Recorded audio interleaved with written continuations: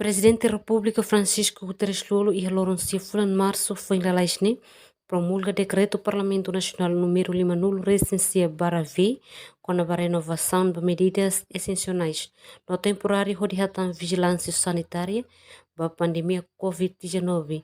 O de vigilância artigo tolunya o lei número 9 recém baratina ringro 9 recém ida e a Lourenço recensia Fulan novembro. Decreto Parlamento Nacional Hirakne determina a renovação de medidas essenciais no temporária sobre a pandemia COVID-19.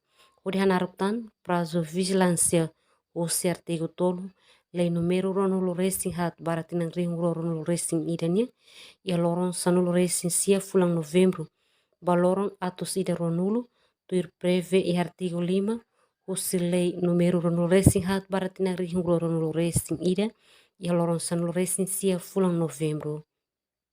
Presidente da República Arthur Tancatak, decreto Parlamento Nacional o número 50 recensia /V, Parlamento Nacional foi autorização para Conselho Ministro autodetermina que precisa medidas excepcionais que temporárias para proteção saúde pública do irmãe.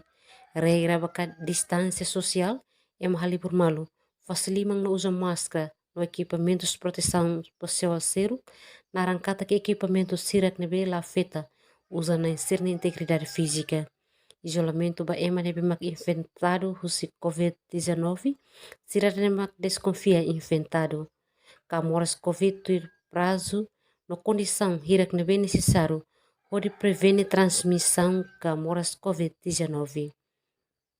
Presidente tutan requisição para serviço, facilidade e equipamentos no MNB é necessário atuar atividade relacionada à prevenção no controle da pandemia COVID-19.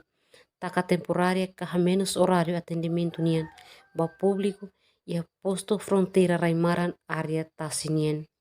Quarentena para cidadão sira nebe hakaratama mai irailaran tuir prazo no condição hirak nebe necessário pode prevenir transmissão COVID-19, bando ema estrangeiro sira tama mai território nacional, para a situação COVID e a ser no território da região origem, bele for risco ida para saúde pública nia, cara que importa mais território nacional.